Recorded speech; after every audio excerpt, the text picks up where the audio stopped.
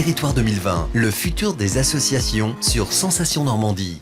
Bonjour, bienvenue donc sur Radio Sensation, santé, vie courante, environnement, vie associative, culture, économie, quels que soient vos centres d'intérêt, quel que soit ce qui vous interpelle, vous trouverez toujours quelque chose d'intéressant à écouter sur le MAG ou à voir dans le MAG. Le thème de cette rencontre aujourd'hui, c'est avec Associations et Territoires, un espace associatif de recherche-développement au service des associations et des territoires. À quelques semaines des élections municipales, Associations et Territoires anime un programme qui s'appelle Territoire 2020. Ça consiste à aller sur tous les territoires de la Normandie, rencontrer les acteurs du territoire pour discuter avec eux de quelle place pourraient occuper les associations pour faire face aux grands enjeux, aux grandes mutations qui se posent aux territoires et aux acteurs qui les font vivre. Cette semaine, donc, on est à Yvetot, accueilli par la MJC d'Yvetot, en partenariat avec le réseau des MJC normandes.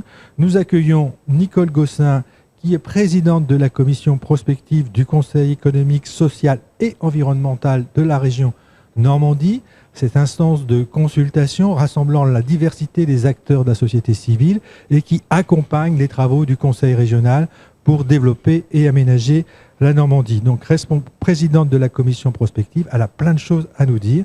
Nous sommes aussi avec Vincent Binet, qui est le directeur du réseau des MJC normandes, dont fait partie la MJC d'Yvetot, qui peut nous parler d'Yvetot, mais aussi d'une problématique plus large à l'échelle régionale. On s'intéresse plus particulièrement à la question de l'engagement des jeunes et la mobilité. Et donc, nous allons rapidement nous embarquer sur le thème de cette émission d'aujourd'hui, qui est la mobilité des jeunes. Simplement quelques chiffres pour poser le cadre. On a aujourd'hui 37% des jeunes des 18-24 ans qui, pour des raisons personnelles, amicales, familiales, sont obligés de renoncer à des déplacements, alors que c'est 20% de la population en général. On a 3 sur 4 des jeunes qui se déclarent contraints dans leurs déplacements pour des raisons économiques, mais aussi pour des raisons sociales, culturelles. On a des difficultés à savoir comment se déplacer. La mobilité, est-ce que c'est un frein à l'engagement, puisque c'est le thème de cette domaine? Que peuvent faire les associations pour alléger cette contrainte qui pèse sur les jeunes et pour préparer les jeunes à mieux s'engager et à mieux maîtriser leur mobilité? Je me tourne tout de suite vers Madame Gossin pour qu'elle puisse réagir sur ces premiers chiffres et nous dire en quoi elle s'y retrouve ou pas. Alors, ces chiffres sont tout à fait intéressants sur le fait de changement de fonctionnement des jeunes, notamment vis-à-vis des groupes familiaux. Lorsque vous évoquez les visites amicales ou familiales, aujourd'hui, on voit le poids des réseaux sociaux, le poids du nouveau vecteur des smartphones, et on voit bien que les relations entre les individus en général ont changé et que les jeunes ont des modes de relations qui sont complètement différentes, qui ne nécessitent pas forcément une visite physique auprès des personnes qu'ils souhaitent contacter. Et de cela, bon, vous savez qu'on les appelle les millennials, ils sont aussi avec une attirance de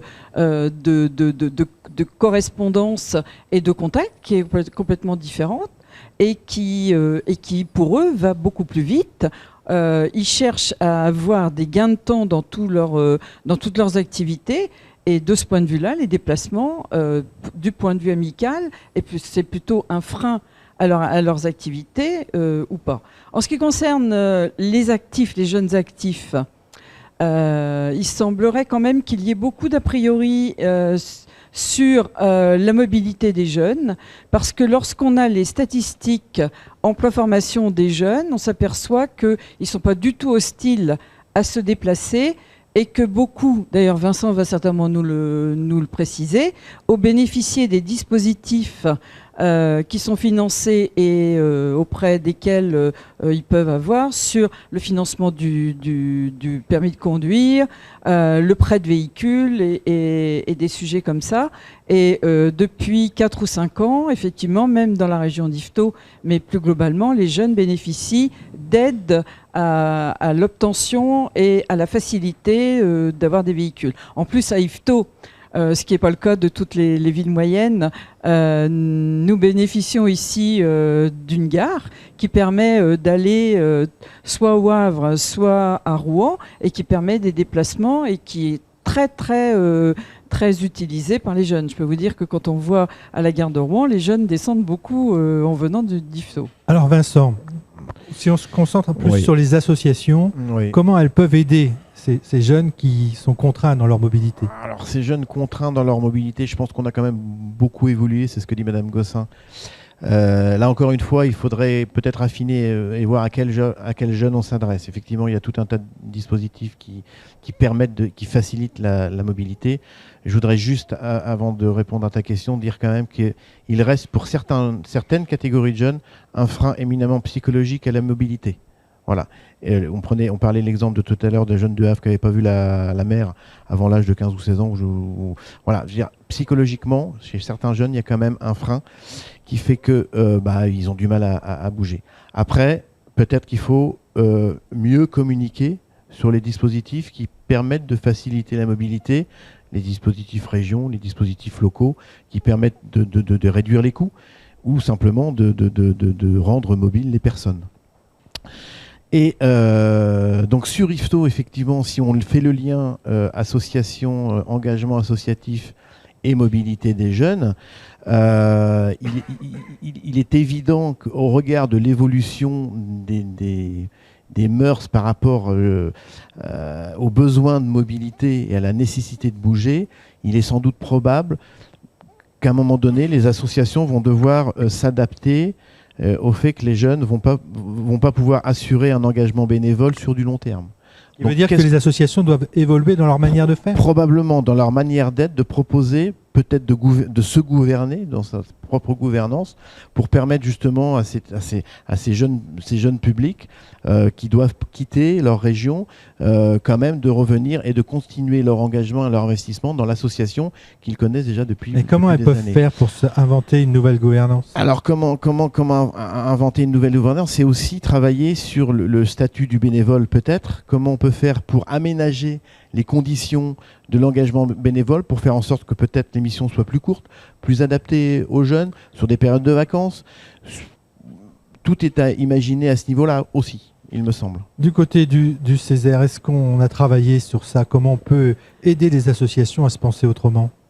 Alors, vous savez que le Césaire est constitué pour un tiers de l'Assemblée des représentants des associations et des corps constitués. Donc, effectivement, ces sujets-là sont travaillés avec les membres des associations. Et le sujet est différent selon les associations qui sont reconnues. Les associations qui représentent le monde de l'environnement ne se plaignent absolument pas de manque d'implication des jeunes. Aujourd'hui, on voit, et on le sait, c'est même plus à démontrer, d'investissement des jeunes pour la défense de l'environnement, la maltraitance animale. On voit bien que sur ces sujets-là, les jeunes ont certainement des sujets qui les attirent, différents de ceux qui ont pu constituer les associations de la génération d'avant. Ce qui veut dire que peut-être il faut que les associations retravaillent aussi leur communication, qu'elles se repartent, même si leur objet social est peut-être toujours utile, mais qu'il apparaît vieillot pour les jeunes. Peut-être. Et aussi leur modalité d'action, c'est-à-dire comment on peut proposer aussi des actions peut-être plus ponctuelles, sur du court terme, qui permettent un engagement plus court et peut-être délocalisé aussi, hors les murs. Eh bien, l'aventure continue. Nous allons avoir une nouvelle émission, un nouveau mag sur le thème de l'engagement des jeunes. Nous allons pouvoir approfondir ces questions-là. Donc, je vous rappelle que sur Radio Sensation tous les jours à 13h30 et à 20h. Vous pouvez écouter et voir ces émissions, le MAG. Vous pouvez le voir aussi sur la chaîne de Radio Sensation sur YouTube, sur les réseaux sociaux et sur le site internet d'Association et Territoire. Ne quittez pas, restez, regardez Radio Sensation. Nous revenons chez vous. À très vite.